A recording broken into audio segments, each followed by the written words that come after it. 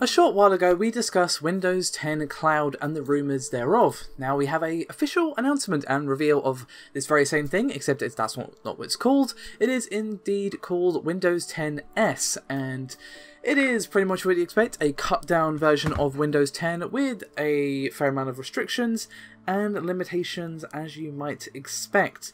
Now, they are very heavily focusing on education-focused devices like schools and colleges and so on, but obviously this is going to be centered in the market to take on the Google Chromebook, so there are going to be non-education users buying these devices, especially given that they're going to be fairly cheap if they do indeed start at about $189, excuse me, dollars. Obviously that's for the lower end, but still you are looking at Google Chromebook or Netbook or whatever style devices that are going to be pretty cheap and cheerful.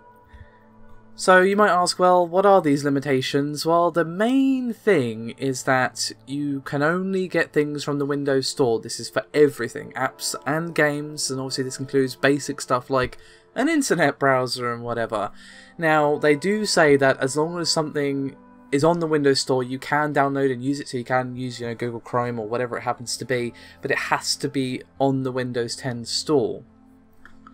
So you don't necessarily only have to use UWP, you are still going to be able to use Win32, but again, if it's not on the store, you can't access it on Windows 10 S.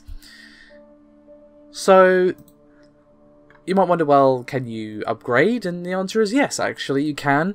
If you're an education user, which again is going to be a big focus for Microsoft on this one, it is completely and utterly free for a student to go from Windows 10 S to Pro, which is pretty nice, and obviously that Pro will behave pretty much as you'd expect. But let's just say you've walked into PC World or whatever, and you've bought one of these for $300 as a laptop. Obviously the $189 is probably going to be for a tablet or something along those lines. But regardless, let's just say that you bought one of those $300 laptops and you discover, oh, I can only get things from the Windows 10 Store. The Windows 10 Store is kind of jank. I don't want that. You would have to pay $50 to upgrade to Windows 10 Pro. However, it's only to Pro. You can't go from Windows 10 S to Home. It is only, again, to Pro. Now, I just said that you can use other browsers and search providers, but an interesting caveat of Windows 10 S is that you can't actually change the default web browser or search provider. Again, you can use them, but you can't set them as your default choice. So basically, every time you have to manually go to like Firefox or Chrome, whatever it happens to be, and go to Google, whatever your choice of search engine happens to be. So on the surface, this doesn't look like a too bad deal because you are still looking at a very cheap laptop that's going to give you a lot of features and so on, and there are some features I'll go through in a second. But there are a lot of limitations, and as was pointed out by a user on Twitter by the name of Benedict Evans, they are asking essentially $50 to change one setting, which will allow apps downloaded from either the App Store or anybody, basically. So, yeah. When you look at it that way, it's not brilliant, but it's still a cheaper upgrade to Windows 10 Pro than you currently have to pay. If, say, if you're on Windows 10 Home, you're having to pay $100 to upgrade to Pro, and obviously you're getting it for only $49 if you're on Windows 10 S. So there is that to consider, but it still doesn't look brilliant when it's like, hey, you're basically asking to charge for a tick box.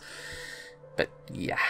Again, people like that aren't their main focus, but it is going to be sold to those people, and I would not be surprised if there's quite a bit of frustration and a little bit of probably anger is probably a bit too strong of a word, but not best pleased about being limited to the Windows 10 Store, especially given that the Windows 10 Store is kind of a mess, to be honest. But it does have a bunch of other features like being able to easily configure a PC.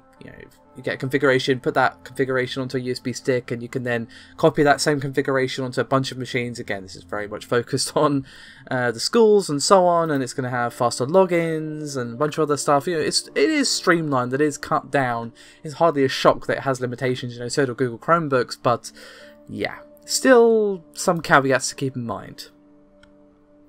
And again, the biggest one is you have to use the Windows 10 Store, and yeah, not brilliant. So I'd love to hear your thoughts on this one, guys. Thank you very much for watching, and I'll see you next time.